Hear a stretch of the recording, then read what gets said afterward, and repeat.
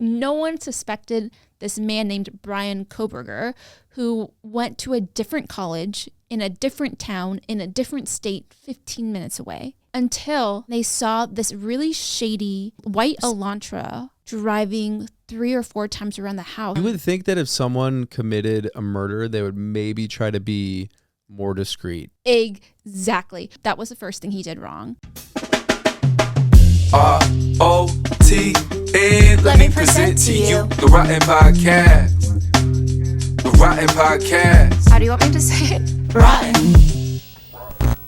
Hello, guys. What is freaking up, you guys? We're on episode 9 of the ROTN Podcast. We are back. Yes, we are. It is officially 2023. New Year's resolutions going strong for everyone, I hope. Yeah, I mean, it's been an interesting week. Been really stormy and rainy and weird, and I've been a little sick. I'm sure you could hear in my voice. But yeah, no, the resolutions are going great. It's funny because going to the gym, there's so many people that are showing up at the gym, and it's so annoying. Andrew and I always talk about it. I think it's a great time to reassess and set goals, but it just goes to show, like, my New Year's resolution last year, I'm still working on, which is like being in the gym and stuff like that. Speaking on like everyone's goals for 2023 being weight loss, or actually every single year, everyone has the goal of losing weight. We should talk about Ozempic, because Ozempic has been this huge drug that is getting a cult following, especially on TikTok.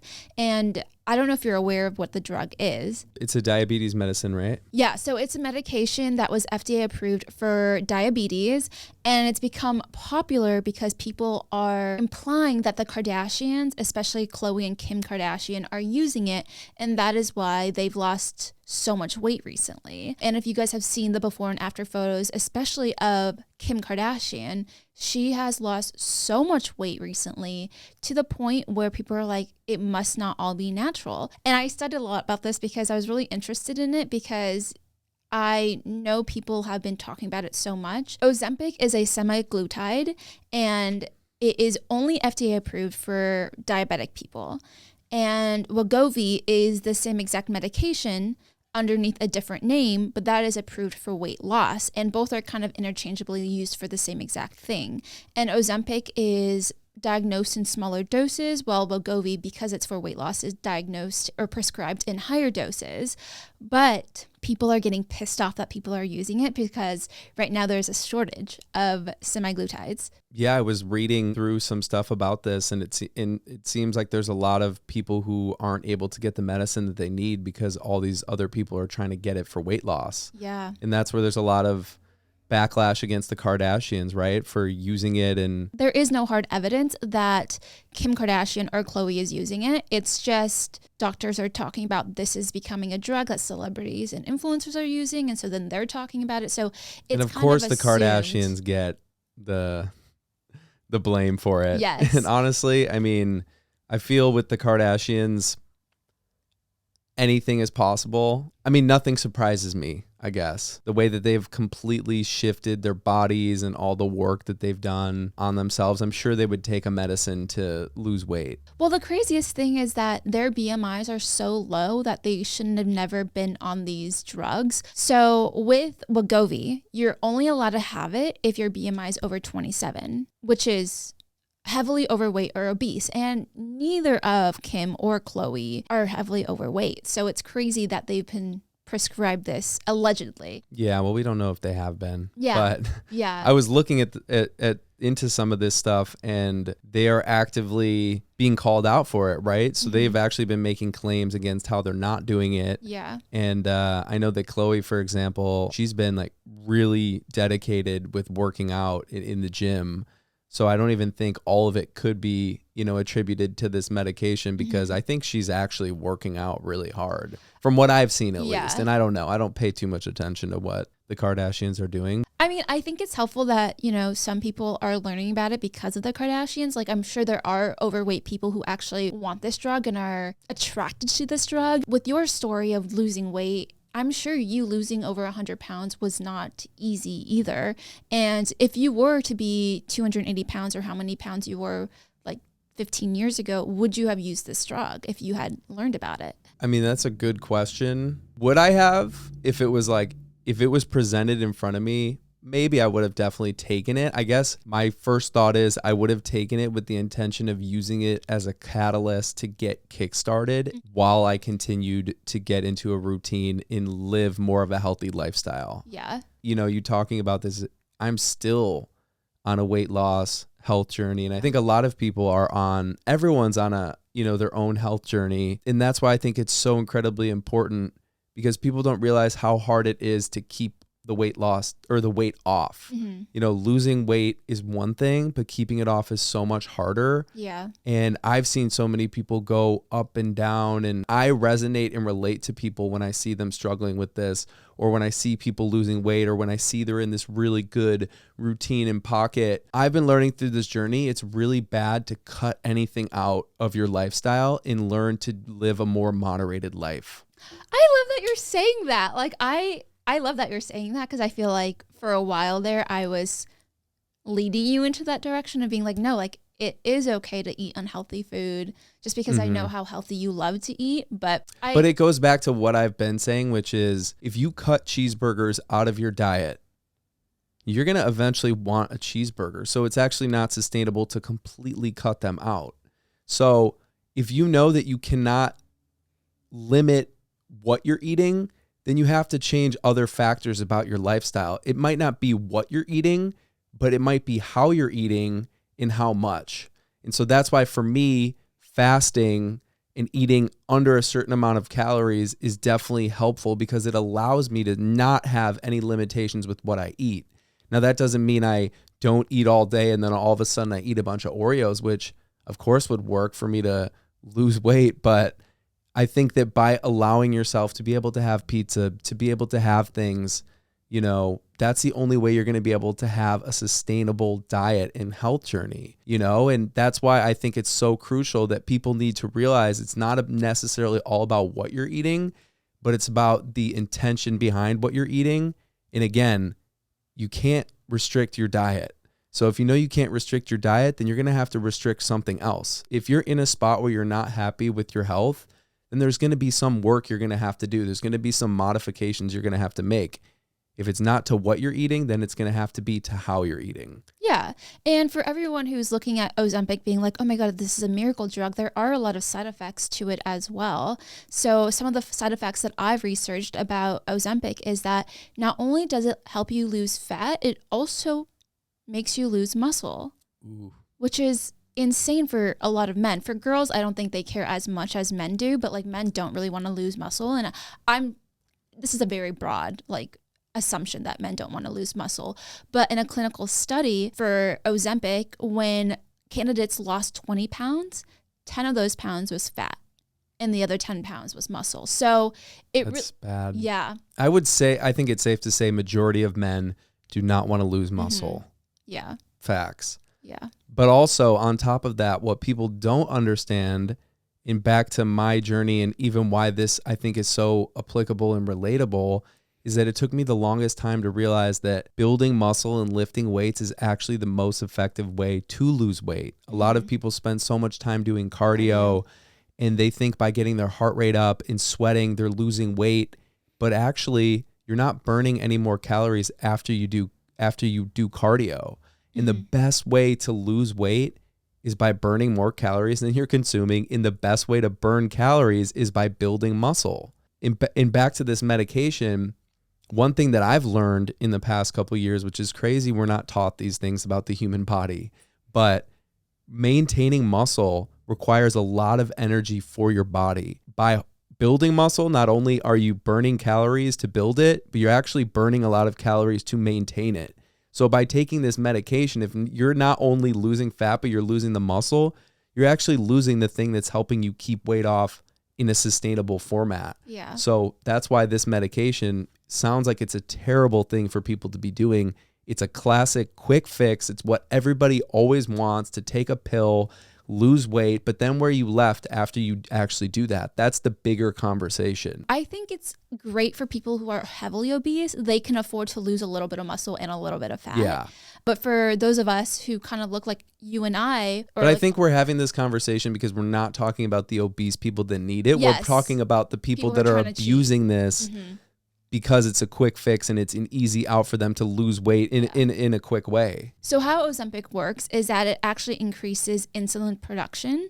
It also helps decrease your appetite, and it slows down digestion in the GI tract. And so what happens when you get off of Ozempic, in the clinical studies where they gave them a placebo after like 8 weeks on Ozempic, they ended up gaining 6% back of their weight. Wow. So pretty much what this clinical study showed is that Ozempic actually works for what it's intended for because the placebo did not work. So people who are, feel like they're stuck losing weight because they've been in a calorie deficit or whatever, and they're not losing more weight, Ozempic will actually help you lose weight. But the second you're off of it, you will gain back your weight. So it is a long-term medication, and it's also expensive. So I looked it up. If you are paying out-of-pocket expenses for Ozempic, it is roughly $170 to $340 a week. And it is weekly shots you have to give yourself either in your stomach or your thigh. And so what happens is that a lot of insurance won't actually cover Ozempic for people that are not heavily overweight because it's intended for diabetics, or Wegovy is intended for people who are heavily overweight. So if you don't look like someone who is heavily obese, you will have to pay over $1,000 a month, depending on what your dosage is. Sadly, people will definitely do that. But it goes back to, once you get off this medication, you're just going to gain all the weight back. So it's not long-term. Yeah. It's not long-term. And that's, a lot of people think, oh, if I just go through this period of dieting to lose weight, then I'll be able to maintain and keep it off. That is the biggest misconception that's hard for people, is that it takes serious life changes with not only your relationship with food, but your relationship with fitness, and finding a way where you can have a sustainable diet that you enjoy. Do you remember what made you want to lose weight? Yeah, I wasn't getting the that I wanted to get. Oh my God.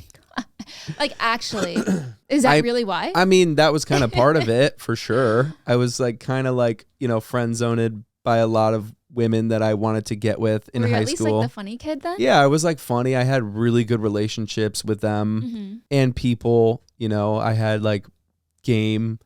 People would tell me, be like, yo, how do you like talk to, but again, that came out of the necessity to have to step up in those areas because my looks was not doing it at the time.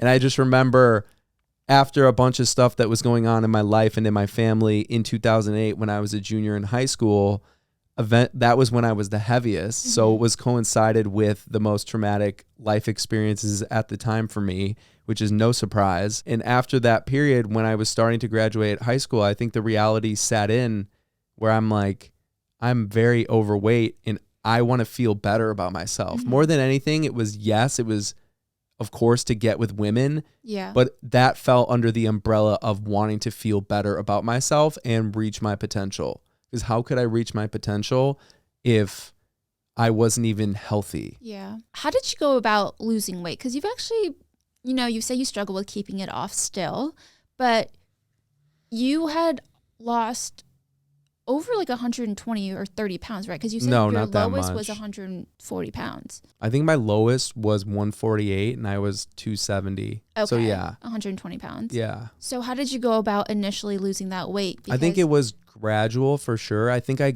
dramatically lost 50 pounds. I also think it was correlated to me being 18 years old, and I think my body was changing a little bit, so it was a lot easier for my body to lose weight. So the first 30, 50 pounds it came off pretty natural when I just started being way more health conscious with what I was eating. Okay. And then after that, I just started working out a lot. Yeah. And doing all the things that I don't do today, which is cardio and not a lot of weightlifting and eating insanely clean. I went on this whole expedition as far as looking into if I want to lose weight, how do I eat the best? I just got so fed up and so full of shame and guilt that I was willing to eat whatever I had to eat to lose weight. So I researched at the time and I found this super random video that was 30 minutes. The video was talking about how eating superfoods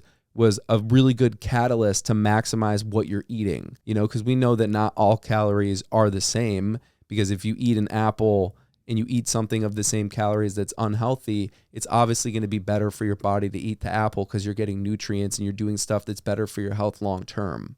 I mean, it depends. An apple is also really high in sugar, so for a diabetic, Well, an apple isn't good. That's just an example, obviously. Yeah. So I found this article because the video was saying eating superfoods will help you lose weight and be way healthier. So I literally Googled, what is a superfood?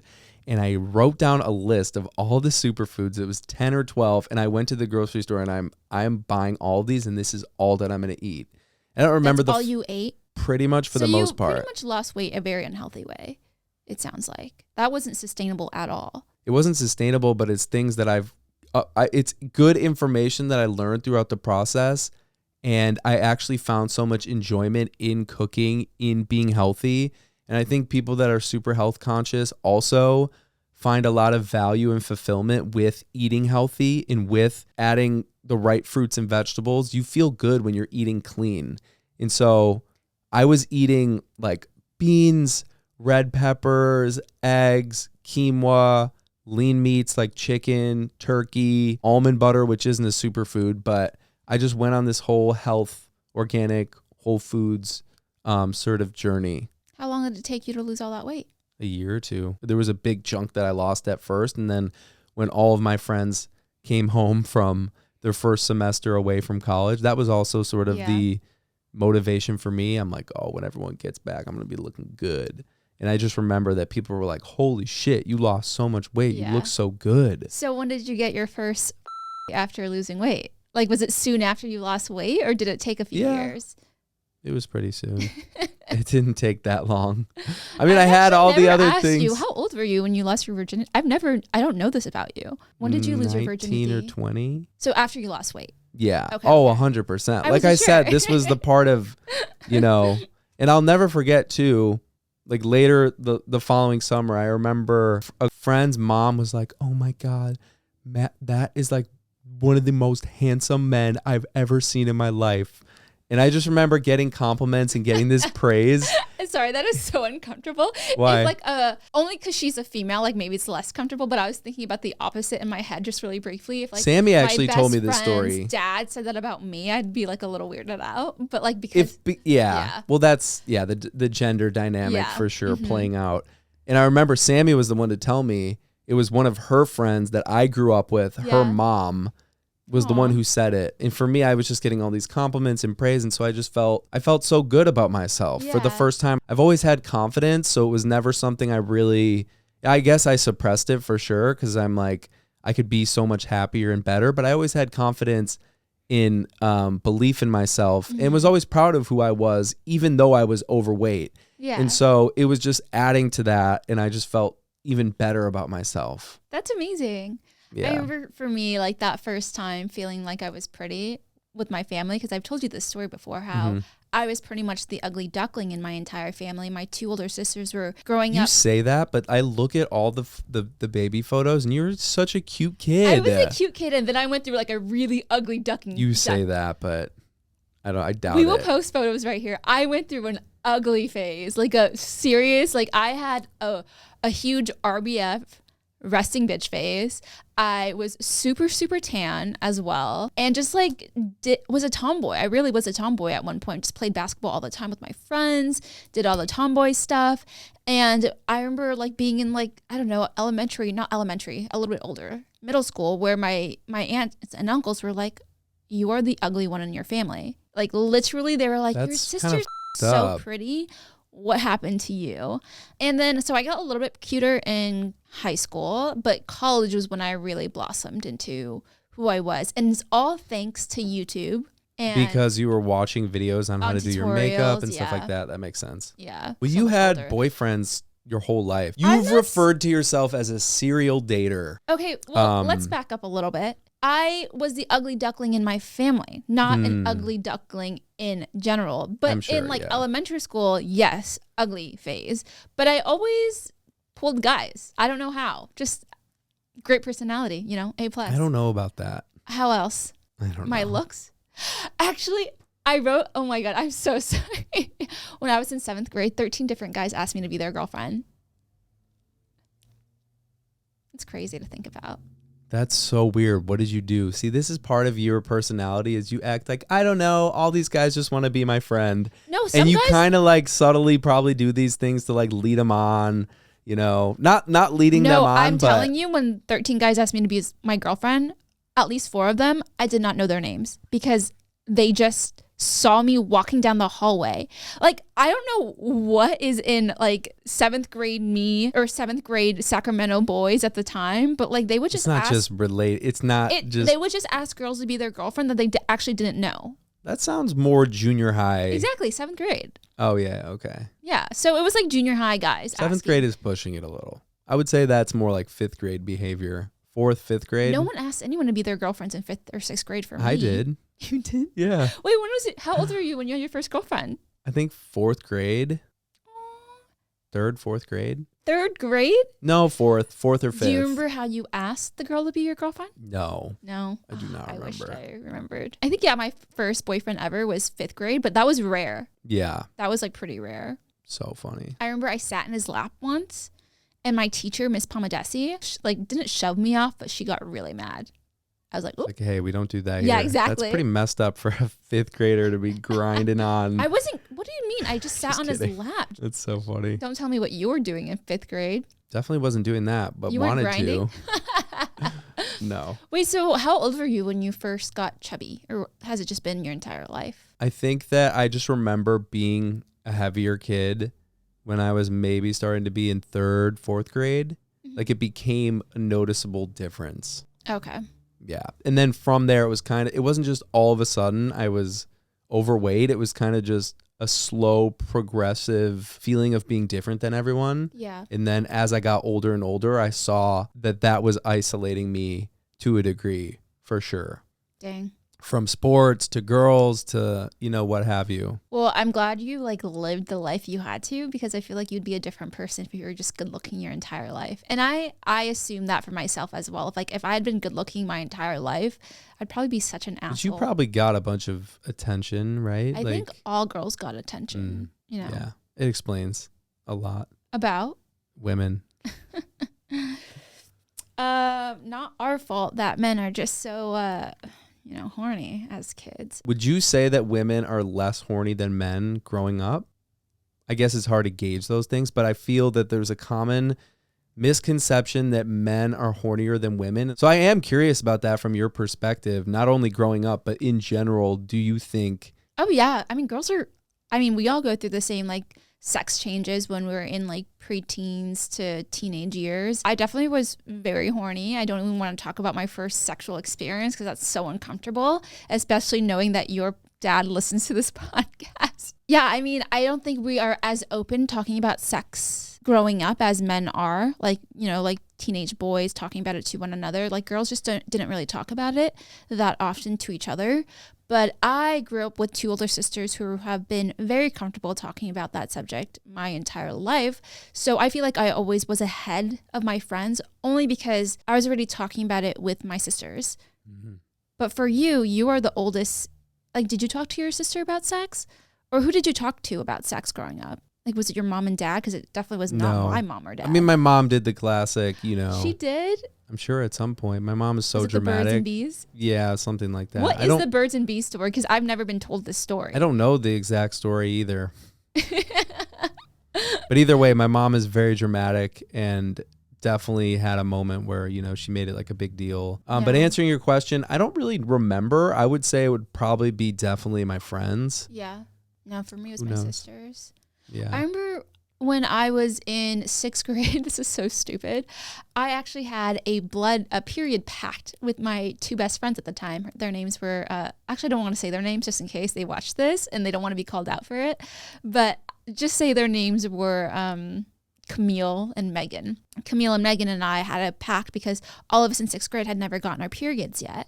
And we had this pact up until like 8th grade. Turns out Megan actually got her period in 5th grade. Just never told us. So we were just running around being like, we're the girls that have never had our periods because we're pretty much late bloomers. Normally you get your period in 6th or 7th grade. Mm-hmm. Up until 8th grade, none of us had gotten it yet. So it was crazy, but our friend lied. She lied. I'll never forget. There was this girl who had her period for the first time in 7th grade in front of my seat. Did you make fun of her? No. She was really nice. She was like such a nice, studious, quiet girl. Yeah. And she had her period, like blood was dripping all over the seat. Does she know what she was having? I don't know. I don't remember. Yeah. You know? Yeah. But I definitely dripped in class on the seat. That's fucked up. That's you crazy. You can't help it. Especially when you're that young, yeah, exactly. So when you're that young and you're first initially getting your periods, it's not like a normal cycle. So you can't like guesstimate when your period is coming or not. So it's like once every 3 weeks, once every 5 weeks. The next time it's like in 7 weeks it happens, right? Because your body is still figuring out its cycle. And so I had started my cycle in the middle of class. And I remember feeling, it's a really uncomfortable feeling. It feels like you literally leaked, like something just like, I don't even want to say this. This is so uncomfortable. Like imagine like when you have bad number 2, right? Because it's like leaky. Yeah, when you diarrhea. Exactly. Okay, so when you have diarrhea and it just like leaks out of your butthole, just imagine that feeling. But you're sitting in class and all of a sudden it just like happens. It just feels like your muscle relax and just a bunch of like thick liquid is coming out. Okay. I've heard enough. Sorry. Changing topics. Yeah, let's change this topic now. But wow, growing up is rough. Yeah. We should do a whole episode where I ask you questions like most girls are uncomfortable to ask guys, because I have a lot of questions I'm curious about. That would be a good episode. That would be a really great episode. For sure. Yeah, I mean, there's a few things happening in the news this week. Yeah. I mean, one, we live in California and there's some crazy storms that haven't been really discussed. I haven't really been seeing people talk too much about it, but there has been a lot of storms happening over the past week in California with all the rain. Do you know like what's going on? It's happening right in the middle of Sacramento, which is where I'm from. Mm-hmm. And it hasn't really affected anyone from my family, but it's heavily flooded right now. Like everything is flooded. I heard one of my like family cousins, old family friends, that I considered my cousin, her entire house doesn't have power right now. And her neighborhood hasn't had power in a few days. Yeah, let me pull it up. Let's see. There's 180,000 homes and businesses affected, mostly in Northern California, without power early today. Today? No, this is still going on, and it's a really big deal because, well, first of all, there was this atmospheric river is what happened along with a bomb cyclone. Scary ass words. Yeah, right? Like scary ass words to describe scary ass things happening right now. Well, the atmospheric river, it kind of sounds cool, but it's just like a river. But a bomb cyclone? Like what? And there's more storms that are expecting to happen starting tonight. And there has been people that have died. And also in Santa Cruz, I saw the TikTok of someone filming the outside of their house, and the waves are just crashing into their house. Well, there's one of the piers in Santa Cruz collapsed. The main pier? I don't know if it's the main pier. Let's see. Parts of the Capitola pier? I don't know. I grew up, because Santa Cruz isn't too far from Sacramento. We would kind of vacation there, and I remember hanging out all the time at the Santa Cruz pier, but that sucks. So crazy. True. Yeah, and then parts of Sacramento I was seeing where you're from, it's underwater, flooding parts of the highway. Yeah, right? The levee. I wish I knew a little bit more about this. I feel like I should care more since my family's going through it. But all I asked them was, are they okay? And then they said yes. But I actually haven't gotten any updates from them from today. So there's tons of people without power. A newborn or a 1 to 2 year old died. Like drowned? Because a tree fell over I think they were in a trailer home. Like a lot of people are upset because apparently it's not abnormal for some of these parts in Northern California to experience this flooding. Mm-hmm. So people are a little frustrated that they didn't close down these highways and stuff like that a little bit sooner, especially knowing with how bad the storms have gotten. Yeah, that's insane that they didn't have a rule in place where you couldn't drive on these certain freeways or whatever. Yeah. Because that's how someone died. That's insane. Yeah, well, Sacramento is kind of in like a specific area where it is kind of in a valley between like high mountains and other places. So everything just seeps down into the Central Valley. And the craziest thing is it's all farmlands. The Central Valley actually produces 25% of the annual food crops for the entire U.S. Isn't that insane? Holy shit. Did you know this? I had no idea. I only know this because I grew up around fucking cows and farms all day long. That's Illinois. I mean, the agriculture in the Midwest is major. Yeah. It makes sense. I mean, you see the little California stickers, Everywhere. Everywhere. So it does make sense. But It's interesting living here in California. I never thought that I would live in California. Why? Growing up, I never made a conscious plan growing up. I think it kind of evolved over time, and it made more sense as I pursued entertainment and music and production and stuff. But it's been so foreign to me because there's earthquakes. There aren't really hurricanes that happen. No, there are no hurricanes. That's on the other side of the coast. Tornadoes will happen, like small tornadoes here and there. I've actually seen a small tornado in my backyard once. Same. Like it's just a little tiny We one. had what is it called? A micro. Micro tornadoes? No, it's not a micro tornado. It's like a micro something. Oh, okay. Yeah. But either way, and so experiencing all these different elements with weather. I remember when I went up to Big Sur, they had the same thing kind of happen. This was 3 or 4 years ago. Yeah. And they had the highway completely shut down from landslides, mudslides. And Mario and I were actually filming a music video. And so we were looking for a place to film in this, in like a forest up in Big Sur. And I remember we pulled off into this side street. It was actually called Colorado, which is kind of funny that's the side street. And people would pull over and be like, hey, you guys can't be here. And we're like, why? What? And they're like, there are literal people whose homes that have completely collapsed on a mudslide. Like, get out of here. You guys had literally no idea what was going on while you guys were up there. No, we had no idea. That's why I love Colorado, because to me, it just seems like such a safe place because it's higher up in elevation. I mean, they get snowstorms, I think, blizzards. But I'm trying to think, what does happen in Colorado? I mean, there's the risk of avalanches, right? True. But you'd have to be like, in the mountain. Yeah, I don't know. I don't know if there's a big threat. Versus in California, it's flooding, fires, and earthquakes. Oh, the fires, right. That's what I was going to add to that. That was another thing when I moved here. I'm like, what the hell is going on? I evacuated all of my shit from my house in Sherman Oaks one time. You did? Yeah, because I was working at the car show, the annual car convention. You talk about this in like 3 episodes. It's crazy how the often car convention gets That's brought funny. up. But anyways, there was the fires that were breaking out in Sherman Oaks and in California. This was 3 years ago. So I moved all of my shit to Jennifer's house or Jennifer's apartment. She like helped me pick everything up, took Shark. Mario was out of town at the time. And I'm like, where am I living? There's earthquakes, there's fires, there's flooding, there's mudslides. I'm just used to a Midwest tornado that comes through once in a while. But there was like a moment there, like when we first had met, where massive earthquakes were happening. Do you remember this? Do you remember that one earthquake that it was above a 7 on the Richter scale? We were sitting outside with Sammy, and we were at Ms. Lala outside, and it felt like the entire world was spinning. My entire equilibrium was so thrown off. I remember being outside and being so confused. Yeah. That was insane. And that was like an aftershock, right? Because a bigger one had happened or another one had just happened like the previous day.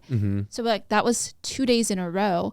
But that's actually, to me, not the scariest earthquake we've been through. I remember there was another earthquake that happened in the house. You were more scared by it? I was freaking out. It was a 2.1, and it sounds so little. It was a 2.1 earthquake, but the epicenter was 0.005 miles away. That. It was like 4 streets down, the epicenter happened. So I literally thought the house jumped. It felt like it just went up and like fell down. And you know that feeling you get when like the elevator kind of like falls a little bit too fast? Yeah. Where your stomach just drops. That was so scary. And I remember screaming, Matt, like, are you okay? Like, Matt, like I wanted you to comfort me, but you never came. I don't think you came. Want?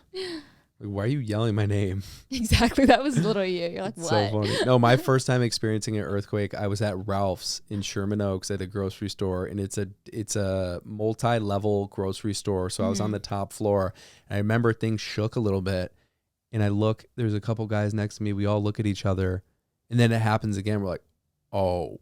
And I'll never forget, this dude was like, I'm getting the fuck out of here. And he just grabbed a case of beer. And he didn't pay? No, he did, but it was just funny because he's like, all right, I'm grabbing booze and leaving. But back to the storms in California, we'll see what happens. Hopefully they're not too bad. They're going to start up. Today is the first day, and it feels like well over a week that there's sunshine. Things are clearing up. It's been really rainy, more rainy than I can ever remember it being in Southern California. And Southern California is such a dry place. LA, it's bone dry pretty much for the most part. And when you're driving down and up the 405 and you're through these rolling, massive, beautiful hills, they're usually pretty dry, but it's always interesting. And I remember when I first moved here, if it rains one time, all of a sudden the hills become beautiful and green. Yeah. And it's so funny how pretty. quick they are to react to the storm. And when I was driving to get my hair cut earlier this week up in the valley, it was so beautiful and green. It does amidst get all the really rain. pretty. It's like everything comes to life. It's so beautiful. The flowers, the smells, it's tropical. I know exactly that feeling of feeling like, oh my God, after the rain, this beautiful like spring comes out. But I was going to say, you know who's really happy with all these rains happening? All the roofers. Oh, yeah. When people get anxious about rains because they're like, is my roof going to fail? That's what I was explaining to my dad the other day. Because, I mean, when you grow up most places, your house is well equipped to handle rain, the gutters, just the infrastructure, the insulation, the roofing. It's pretty common where, if you're living in Chicago or in the Midwest, you need to make sure that you're updating your roof, redoing the shingles, making sure your gutters are good to go, or else things get clogged up and that could fuck up everything. And it's going to be so expensive to fix and a nightmare. So over there, it's general maintenance to keep up with that stuff. Over here, I learned quickly, like, people do not upkeep the roofs, the rain. And when we first moved into this house, when we had a first rainstorm, we had leaks in the house because it's not a common thing to keep up with. So yeah, the roofers are crushing it right now. And I'm sure there's a lot of homes that are getting super damaged and fucked, even around here. Not to mention the mudslides that are happening up north. I watched this random documentary maybe 10 years ago. It was talking about, which makes so much sense, that the most tropical and beautiful places to live are actually the most dangerous places to live. And that's because these tropical, beautiful places are only tropical and beautiful because they have such nutrient dense land. And that comes from usually volcanoes, fires. So if you think about Hawaii as the perfect example, there's volcanoes everywhere. And a volcano has a direct route to the core of the earth. That's where the lava is coming from. And out of that lava is nutrient dense land that grows, but it also makes them very dangerous to live around. So that's the same thing with Southern California. It's beautiful, but it's also kind of dangerous to live here. I mean, it makes a lot of sense. But if we're going to talk about dangerous things in dangerous places, we should talk about Moscow, Idaho. And Bryan I love Kohberger. your transitions. They're so funny. It's like you're waiting for the perfect moment to transition. Well, I really want to talk about this just because it is massive, massive news right now. And the affidavit came out of probable cause. So we're talking about the Idaho murders, right? Correct. The Moscow, Idaho murders that happened on November 13th. They finally and officially arrested the suspect on December 30th. His name is Bryan Kohberger, and he is a PhD student at Washington State University, and he is studying criminology, which is absolutely insane. And I don't know how much research you did on this, but I ended up reading the entire 19-page probable cause affidavit that the cops released. Well, I did some research, but I certainly did not read 19 pages of an affidavit that was released by the police. Well, I found it really fun to read, and I really wanted to do my research on this because it is such massive, massive news, and it is scary to think that at this day and age, anyone would think they would get away with something like this. But of course, it makes sense that this guy was studying criminology for the last 7-8 years and thought he would get away with it, but ended up doing some of the stupidest things I've heard. What did he do? Okay, so for the past 3 months had been stalking this house, and his cell phone got pinged at this house 12 times in the last 3 months. So really quick, backing up, can you provide a summary for people if they don't know what's going on in this murder case, what happened? And then we can kind of get into the more fun specifics. Yes. So on November 13th at 4 a.m., a killer murdered 4 roommates in a house in a college town in Moscow, Idaho. 3 being the actual roommates that lived there, and 1 being a boyfriend of one of the girls who had lived there. And they had been partying the night before, had gotten back into their home at like 2:30 a.m.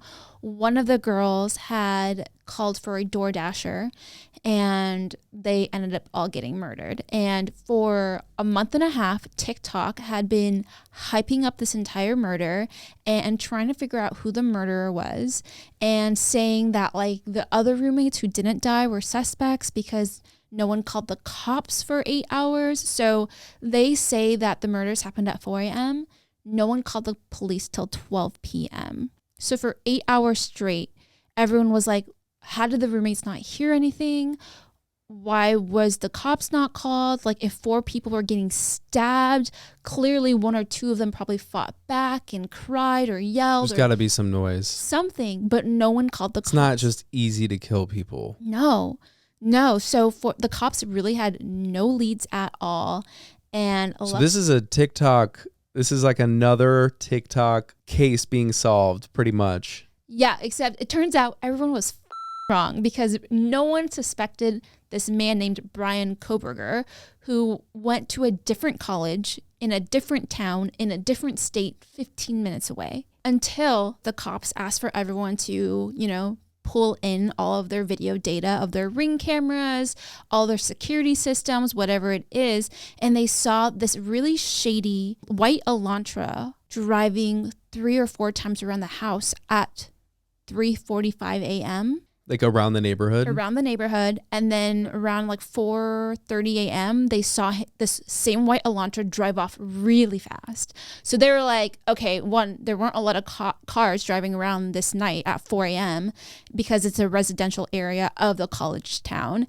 And 2, why is he driving off so damn fast? You would think that if someone committed a murder, they would maybe try to be more discreet. Exactly. So I'm saying he is the dumbest criminology student out there because he literally is getting his PhD in criminology, but decided to drive around this house 4 times in a row. Like, park. Just scope it out and don't be shady. And I'm not saying like, I'm glad he did all this stuff because I'm glad he got caught, but he just did a lot of things wrong. So 1, that was the first thing he did wrong. 2, he used his actual car that he owned, like rent a car, borrow a car, tips, steal a car. Murder tips. Yeah. How to murder 101. Okay. Here are some tips here. 3, when the cops finally discovered, okay, we think Bryan Kohberger is the one that did this, they looked into his phone records and saw that his phone did not ping at this specific house. He turned his cell on airplane mode for exactly 2 hours. During the 2-hour window, this entire thing happened. So what he should have done was just left his phone at home or something. Another thing he did wrong. Every time he scoped the house, he had his phone on him. So for the past 3 months, they saw that his phone pinged between the cell towers in the specific neighborhood.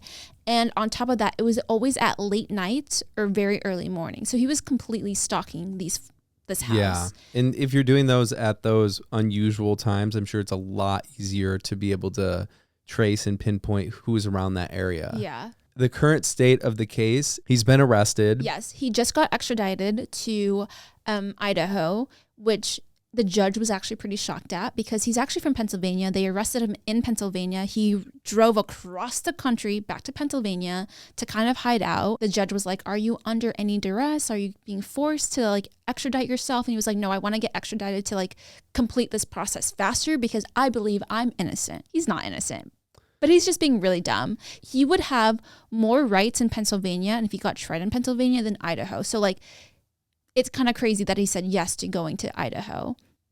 This is so crazy, but There he is hasn't even been more. convicted yet, right? No, he hasn't But it's been pretty convicted. obvious that it's him based on all this evidence. Yes. The reason why they actually got the arrest warrant, because everything before this was kind of hearsay. The reason they got their arrest warrant was because he was stupid while he was stabbing 4 people. And of course, I'm sure 1 or 2 of them fought back. He left the sheath of his knife at the crime scene. And the sheath of the knife is the only DNA evidence he left. And it was on like a button on the sheath. So that was the only way they got his DNA. His DNA was found at the crime scene. Okay. And a lot of people are saying that the reason why they found out who exactly it was because of 23andMe. That's actually incorrect. So how they actually got his DNA and found out who did it was that because of his car, they figured out who was driving the car. They figured out all the people that were in the area with like that specific car that he had. They found his name, Bryan Kohberger. They went to his parents' house and looked through the parents' trash for DNA.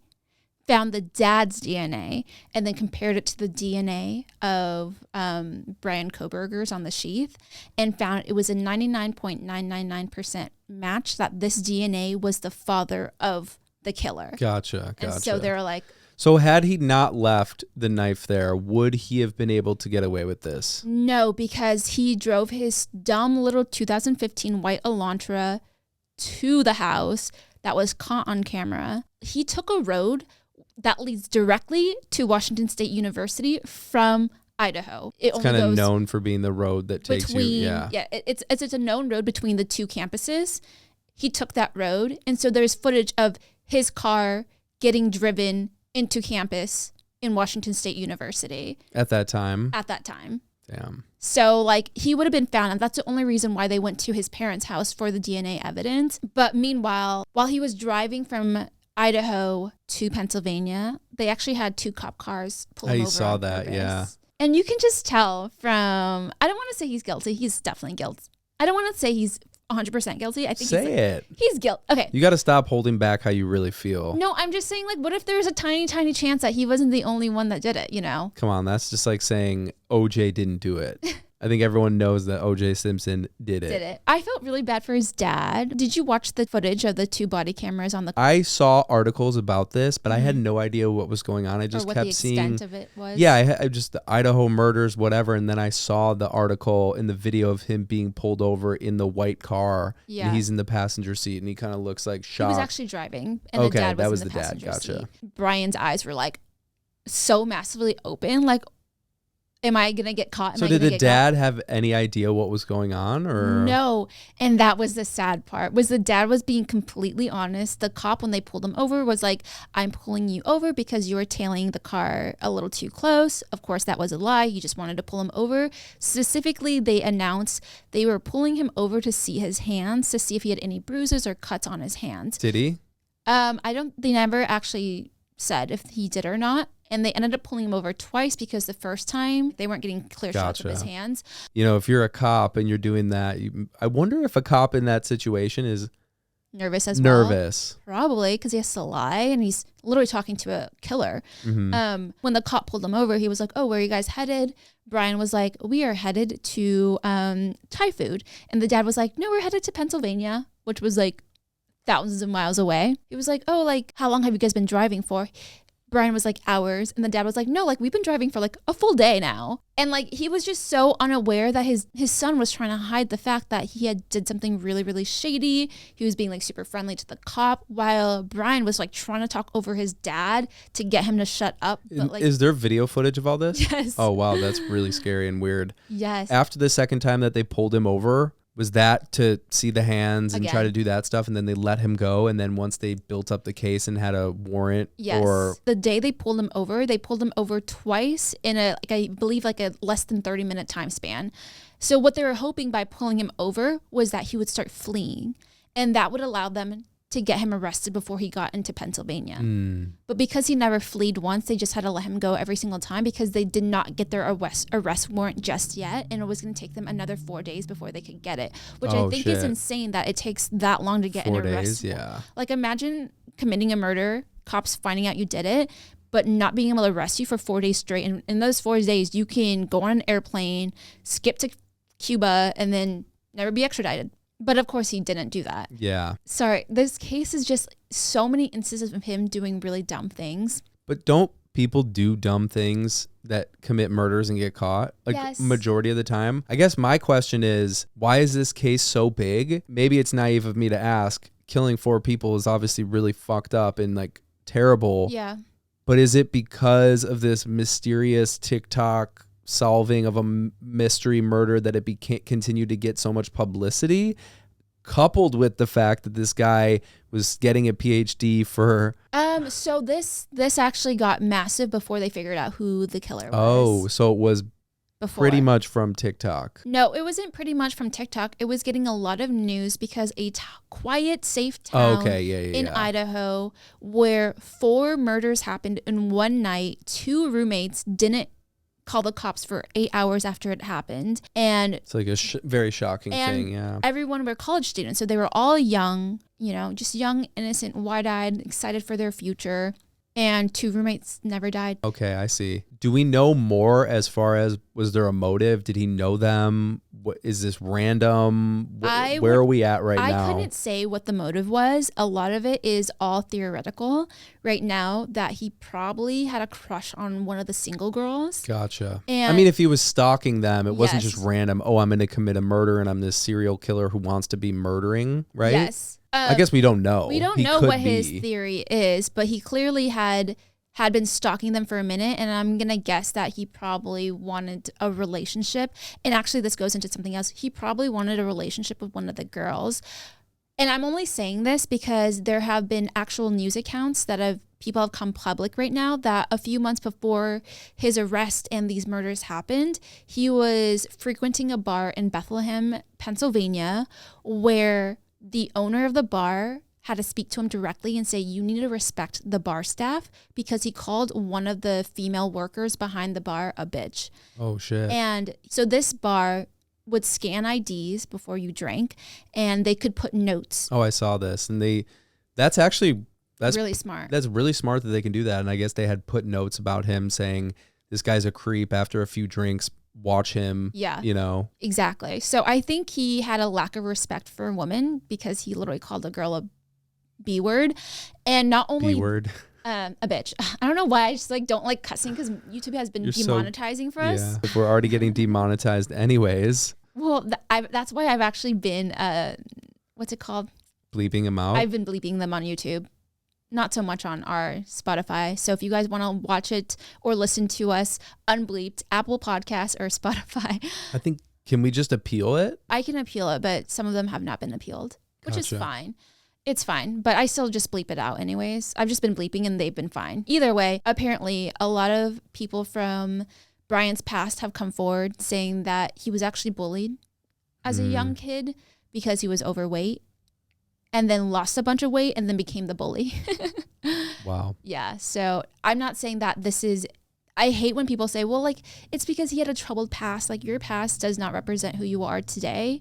It can shape who you've become, but it does not define you. But it doesn't give you the excuse to go do bad things like that. Yeah, that's fucked up. He's also a TA for a criminology class and was notorious for being a really harsh grader. And at one point had failed his entire class. But after November 13th, they said it was a 180. His entire demeanor changed, his attitude changed, and he started handing out hundreds left and right. So that was after the murder? After the murder. So how long did it take? His murder? What are you doing? Sorry, I was fixing. I feel so stiff in these chairs in this set. It's because you're so big compared to the set. Yeah, you made it like a little Polly Pocket dollhouse There's for you. There's only so much space. You in sit here. so straight in your little seat. Your seat, you take up not even half of it. But anyways, no, my question was, how long after the murder did they find out that it was him? I don't know. So that was November 3rd, you said? That the murder 13th? And he got arrested on the 30th. I think it took them a full month to figure out who it was, and then probably another 2 weeks to finally get him arrested. Gotcha. They said the only reason they found him was because of the actual white sedan he was driving. If it wasn't for him driving his actual own car, he probably would have gotten away with it. That's crazy. Because they wouldn't have been able to place the DNA evidence. Yeah. Dang. So it's always the murder weapon or the vehicle, or It's the vehicle. in the case of OJ, a dried up glove.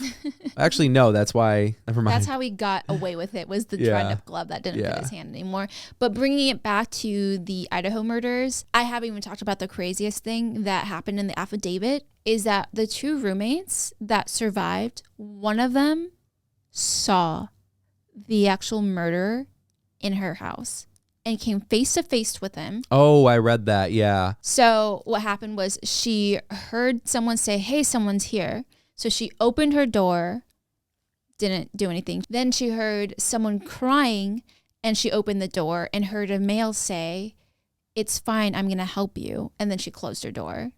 And then she opened it for a 3rd time. And when she opened the door, she was face to face with the murderer. And he was wearing a black ski mask that covered his mouth, and only his eyes were shown. And she said that he looked like he had really bushy eyebrows.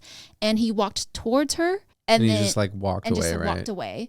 And she froze, because you either fight, fight or freeze. She ended up freezing. And when he left through the sliding glass doors, she then locked herself in her bedroom and just hid for 8 hours and didn't call the cops till 12 p.m.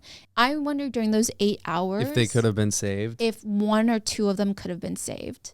And it's no one's fault. I mean, who knows, Who right? knows what happened? Who knows? She didn't go into depth. They pretty much in the affidavit stopped the inquisition after she said I saw him at 4 a.m. Then I locked myself in my room. They didn't ask her why didn't you call the cops? They didn't ask her anything. And I'm sure these cops are they didn't want to ask her because they understand it. It's very traumatic. Some people just freeze like she did. She was face to face with him and didn't run away until he left the house. Was when she finally closed the door and locked herself. But did she know that there was murders that happened? She probably didn't know. She probably just thought maybe she heard someone. She heard someone say someone's in the house, so she probably thought they were the ones that got him out of the house. But she probably didn't know that someone got murdered because she just heard someone crying. She didn't hear someone screaming, yelping, asking for help. I thought there was a report of a thud or some screaming, some shuffling, some form of commotion. They did hear a thud and they heard a dog barking. So she probably maybe could have thought it was just someone trying to burglarize the house, freaked out, ran away. Yeah. But she was clearly so scared she froze and just stood face to face. And so how did he get upstairs? What do you mean?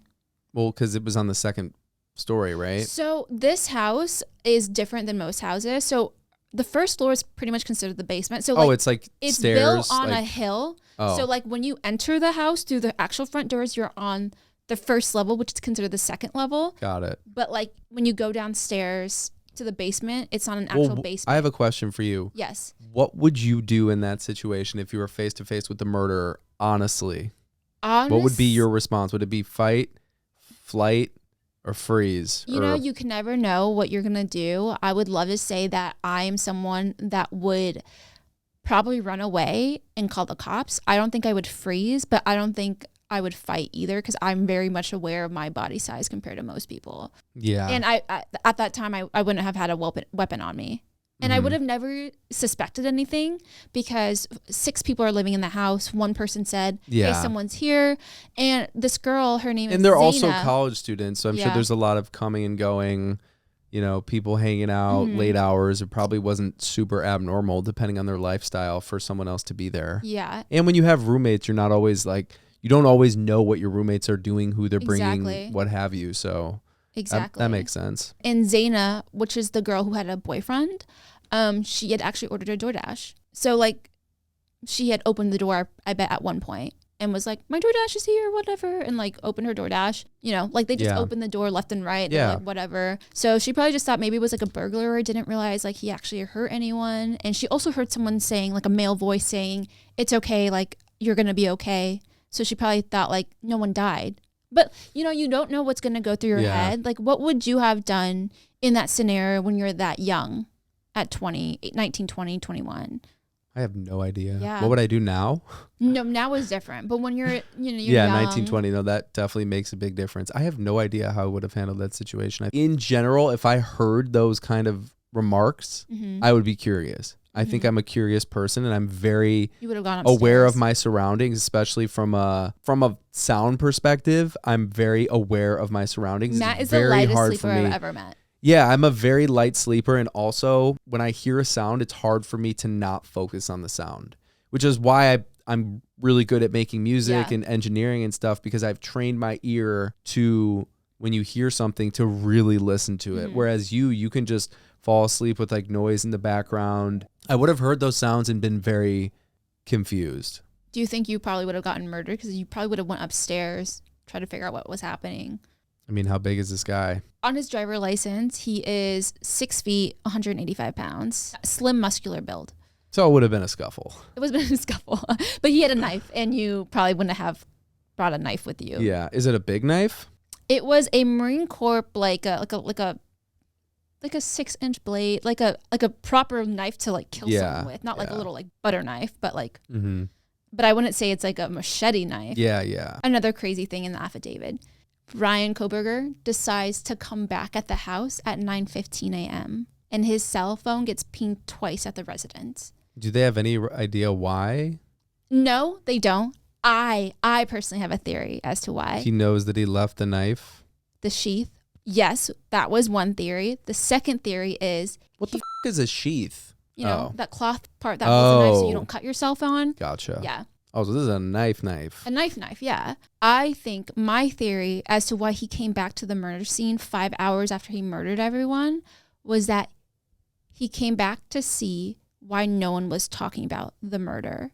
Because from 4 a.m. to 12 p.m., no one knew a murder happened. Because for 8 hours, he saw that there was a witness, and the witness didn't call the cops. So he probably thought that the 4 people lived and was like, did I not kill them?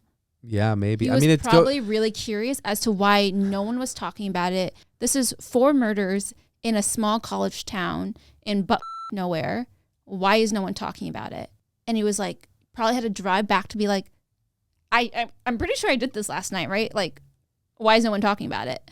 Well, the question is, when he got there, what happened? Like, did he just go drive back? So So then that wouldn't prove your theory, because it's not like there was yellow tape when he got there. And so there would be no way for him to know if they were still alive or dead unless he re-entered the property. Well, I don't think he re-entered it. I just think he was going to see if like cops were around the area and like scouting it out. Like Gotcha. he just didn't hear anything. And Yeah, like, he's probably fixated on it. yeah, he like I mean, wanted that's to know crazy. what people were thinking or knew, right? I think this entire thing is insane. It's even more insane that he was a criminology I'll wait student. for the Netflix special about Yeah. this. Oh, there's 'cause definitely that's gonna gonna be, It took TikTok by storm. Like so funny. everyone is talking about it on TikTok, it feels like, at least on my For You page. Well, in other news, we have some positive news, which is Damar Hamlin. I'm not sure if you know or have followed the story. Today, as of January 6th, he is off breathing tubes and he is able to actually talk and communicate, and has been talking with family, teammates, and medical staff. But did you see what happened? Have you been seeing know headlines? what you're talking about. No. Damar Hamlin. I know he's the football player that ended yeah. up falling during a game or something. It was actually Monday Night Football. The Buffalo Bills were playing the Cincinnati Bengals, and it's a really good game. And in the first quarter, this player, Damar Hamlin, who's a safety, he's on defense, he was going to tackle a Bengals player who caught the ball. And the Bengals player who caught the ball, he lowered his shoulder when he was getting tackled. So he kind of lowered his shoulder into Damar Hamlin's chest. Like, they're on the ground, whatever. He stands up, normal. And then all of a sudden, after he stands up, he completely just falls, like loses all sense of balance, completely unconscious. And so what happened was they had to perform CPR on him for 10 minutes on the field. And he had to be resuscitated twice on the field because he died. I'm pretty sure his heart stopped. What? Yeah, no, his heartbeat had to be restored. So he technically died then, right? If your heart stops, you're dead. Or is that your brain? Technically, when you flatline, I'm pretty sure you're considered dead. Yeah. But I don't know. But either way, so his heart stopped and he had to be resuscitated. And I was watching the game, but I turned it on after this happened. So I saw all these players on the field just sitting there. And I've never seen anything like this in my life during a live sporting event, especially for football.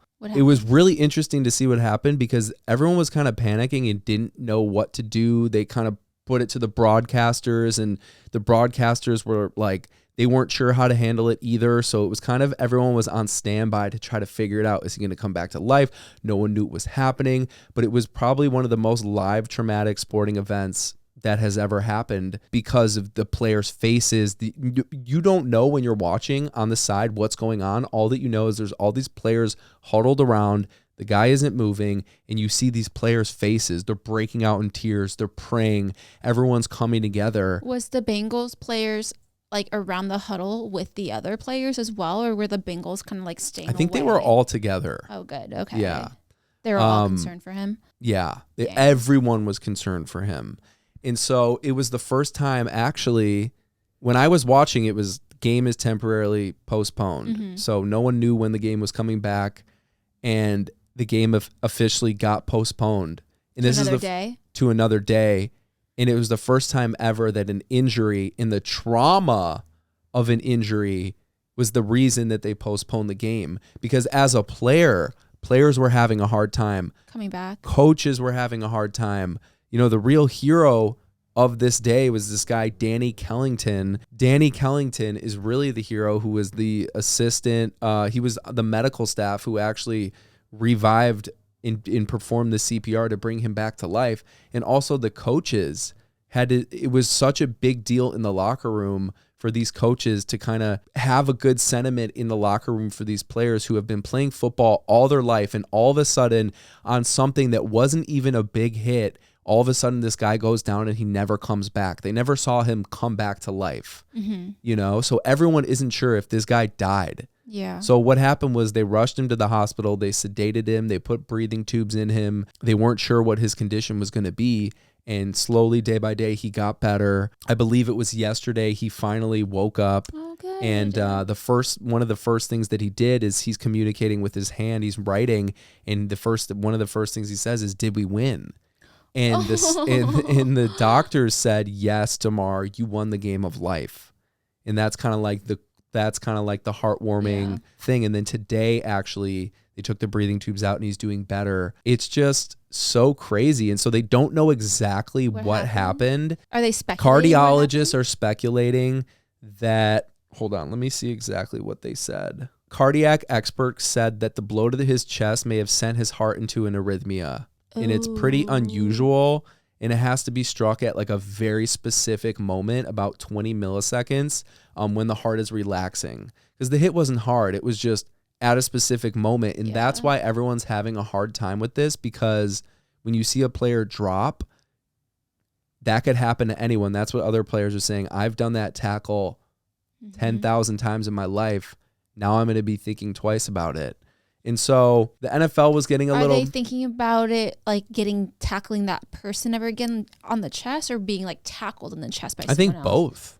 Yeah, because that's both scary. sides. I wouldn't want to be scary. responsible for that either. Yeah. It was pretty crazy to see everyone come out in support. I mean, the amount of support from the entire sports world and people in general, it just took off like wildfire, because no one had ever seen anything like this happen. The NFL has been, I mean, they're a very powerful organization and they're always under some fire for something, rightfully so. And a big thing that this year that they've been under fire for is the handling of these concussions in the protocol. CTE, not necessarily, but the concussion, yes, that is like the down the road. But the protocol for concussions, because there was this player, this quarterback on the Dolphins who got concussed, but they let him back in the game. And then the next week he got concussed and whiplash hit his head and he contorted on live TV. I don't know the exact word, but his hands were stuck in this position, and that's due to serious brain. Was he having a seizure? No, he didn't have a seizure. He just was in a stuck. He was stuck.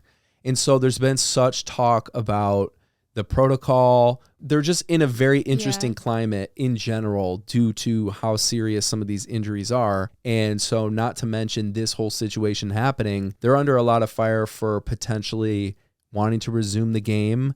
And now they're saying, oh, we never said that. We would have never done that. It's pretty wild. And since they decided to not even do the game, they just canceled it. Yeah. This makes me realize even more that I am so much more passionate about not letting my kid ever play football. Like, that to me is so scary. Football is one of the most dangerous sports. I know that the way you're looking at me, you're like... No. I've actually been changing my tune a little bit on it lately. I think there's a couple things. One, it seems like this injury could have happened in any sport, because it wasn't due to impact. Will you get impacted by someone else? Like, imagine getting hit in the chest by a baseball.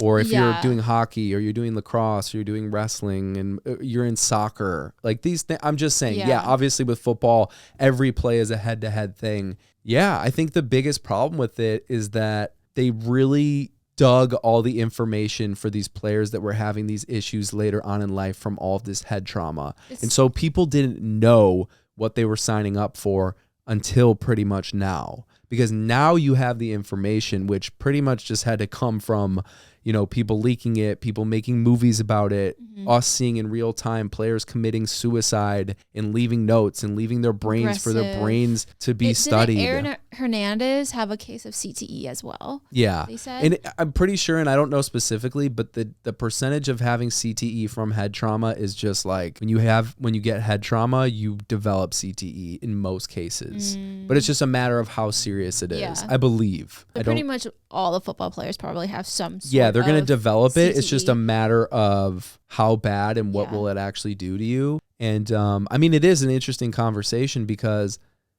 they're saying that the reason these hits are so hard is because of the padding. Like, because so it makes it worse. Because the padding is so well developed and advanced in the helmets and stuff, you're running and you are throwing your body on the line because you are protected. Yeah. Whereas in other sports, you're not throwing your body or you're moving in certain ways because you're naturally going to protect yourself. When they had actually less padding on their heads, they played less. They weren't aggressively. using their heads to lead. And a lot of these injuries, most of these injuries are coming from head impacts. So players running at full speed and lowering their helmet in a helmet to helmet collision.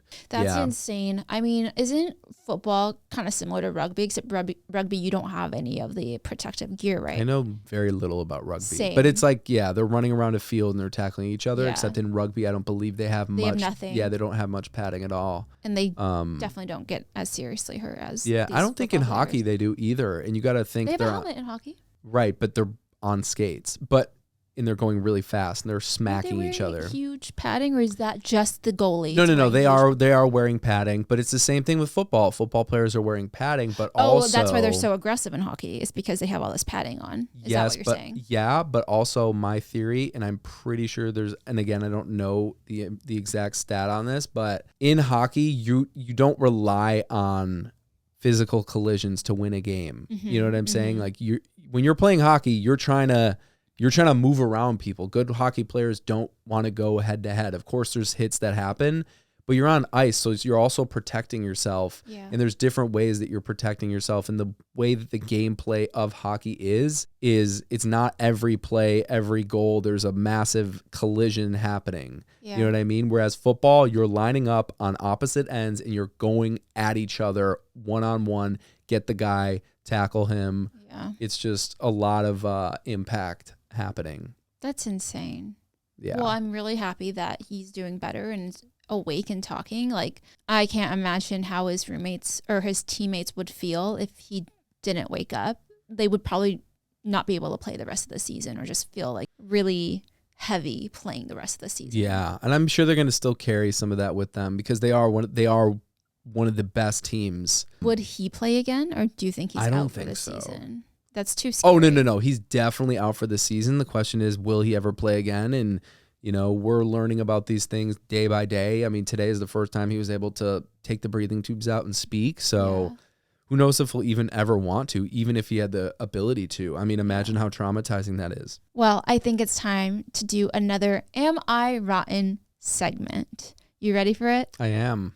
Okay, so for those of you guys who don't know, Am I Rotten are your guys' submissions for advice, confessions, whatever it is, to see if you are in the wrong or are you in the right. Am I rotten? I dumped a best friend of over 10 plus years after being maid of honor.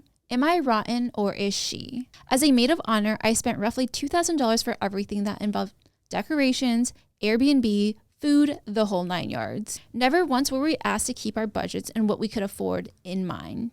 All I asked from the bride was that she also helped to pay for the expensive Airbnb.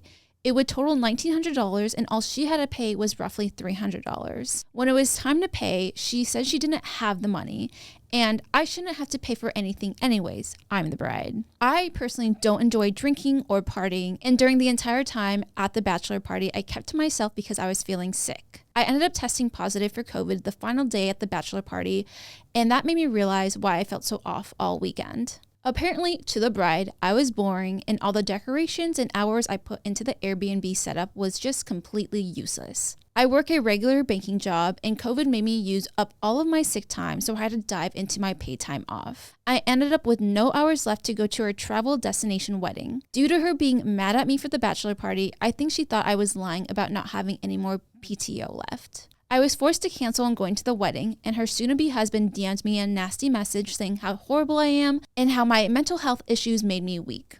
After that, I dropped her as a friend, and she never heard from me ever again. So, am I rotten or is she? Wow, that is a lot to unpack. I feel like this is one where I could tell it's very from her perspective. Yeah, you think? You know, because I would love to hear their perspective of the same situation and what was agreed upon / what it. Well, I guess my first question is there a standard for bridesmaids in weddings? Well, she was the maid of honor. So I think there's even more of like a level of like neediness from a bride. Because I know when you're a part of a wedding, you need to get the same dress, but you're required to buy it, right? Like the bride doesn't provide that. Yes. So you buy your own dresses. Normally you do throw a bachelor party that the bride does not pay for. Right. I don't know what how I feel about. I don't know if either is rotten. I think it was rotten for the bride to say that like, oh, like you're useless. But if they're best friends for 10 plus years and the only reasoning you can't go to a wedding is you don't have PTO. Well, that was a petty last yeah. thing to do. I'm confused about what she said about the PTO. She said due to COVID, I had no more sick time, so I had to use my own PTO. And then she said for the wedding, I had no more PTO. Because you have sick days and then you have PTO days, right? Yeah.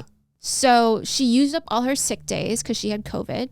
Mm-hmm. And she didn't want to dip into her PTO days. For her best friend's wedding? She doesn't sound like a good friend then. Yeah, I agree. You know, if that's your reason, but that might not be the accurate reason, but that's what she's telling us in this segment. I didn't want to dip into my own PTO for a friend of 10 plus years wedding. Then it sounded like she was just done with the friend beforehand and like couldn't tell her that she was done with her. Well, because she's saying she has anxiety, doesn't like to go to parties and drinking, you know? Because if it's a friend and you're the maid of honor, you would be excited for your best friend to get married and you wouldn't have these reservations about throwing a bachelorette party. You'd be like, hey, I don't normally like drinking and partying, and yeah, I experience some anxiety, but I'm doing this for my best friend. Mm-hmm. I think we need more context. From the sounds of it, I think what the bride is doing was shitty, but the bride is underneath a lot of stress.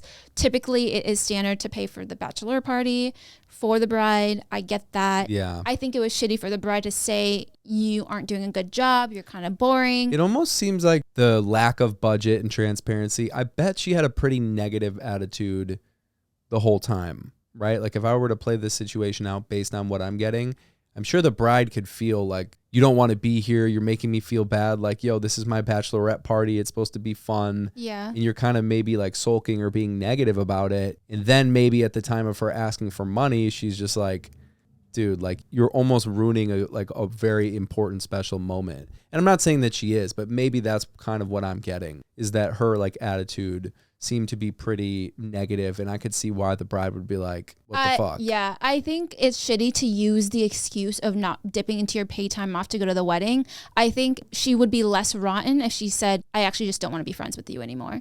Like that to me is a lot more respectful than being like, well, the excuse as to why I'm not going to your wedding is because I don't want to dip into a PTO day. PTO days are there so that you use them. Yeah. The first shit like that. For shit like this, yeah. And I'm sure you knew about this wedding months and months and months in advance. Yeah. I don't know what the expectation is. Like I said, I think, you know, if it's a bachelorette party and you're the bride, you kind of want it to be like taken care of and just get to enjoy it. It's like your fun night. But then on the flip side, I could see where it would be uncomfortable not knowing. But then maybe, you know, she should have mentioned budget if the bride didn't beforehand. Yeah. You know, like bring that up and be like, hey, not sure what the deal with budget is. I think it would be helpful if we got on the same page about that. I'm looking forward to doing this. Like, it's going to be so much fun. Yeah. I think that a simple conversation and communication probably would have cleared it up. But it sounds like aside from all of that, they clearly aren't great friends because this must have been building and it would have been a very, very big deal. And it sounds like it was a big deal if the new husband messaged her calling her a bad person. Clearly, they didn't need to be friends for the last few years. It sounds like they've probably had some issues, and this just like struck a chord and made everything worse. And no communication was involved, like you said, about budgets and expectations of what, you know, being a maid of honor would be. Mm-hmm. But that sucks. Losing a best friend of 10 years really sucks, and I really feel for both of them. They're probably both feeling like they're in the right and the other person's in the wrong, and are probably waiting for the other person to apologize. I don't think they're rotten eggs. I think they're both little spoiled eggs. Just a little past due expiration. A little few funky. days. Yeah. Smells a little weird, but I guess we'll eat it. Yeah. Well, either way, leave us more Am I Rotten responses in our Google form. Link down below. Also, let us know if you think who's in the wrong, who is in the right, are either of them in the wrong or right. But we only have one side of this story. I want to hear in the comments what people think the proper way to go about, you know, the wedding etiquette amongst friends, brides, groomsmen. Like, should the bride provide a budget, or is it the bridesmaid's duty to fucking take care of it? Like, what is the unspoken language? I think we need to have that conversation. I think it's unfair to expect other people to pay for your stuff when it's celebrating you. Yeah. I don't know. It's really hard to say. It's an interesting debate because I could see either way. Yeah, because the one night, it's the one time, you know, it's not a birthday, it's your wedding. You know, you get someone a gift for their birthday, you take them out to dinner. Yeah. This is a once in a lifetime, supposed to be, you know, bachelorette party. I would hope the friends just stepped up. Yeah. Personally. If that was me, I'd be like, figure it out. Yeah, we can talk about it like well later. If it's like, yo, I ended up spending a lot of money. I know we talked about it. I'm like, oh, for sure. Yeah. Like, that makes sense, definitely. Or if it was beforehand, like, hey, we have this Airbnb for $3,000 or this Airbnb for $1,050. Or making it fun, being like, hey, we don't really want to tell you, but we're super excited. Like, we did spend some money. I know we didn't talk about budget, but, you know, if you could maybe just pitch in a little bit, I think that would be really helpful. Yeah. Yeah. See, conversations and communication really is the key here. Yeah. All right. Well, that ends it with the episode 9 of Rotten Podcast. Talk soon. Woo. Bye, guys. Bye. Bye. Bye.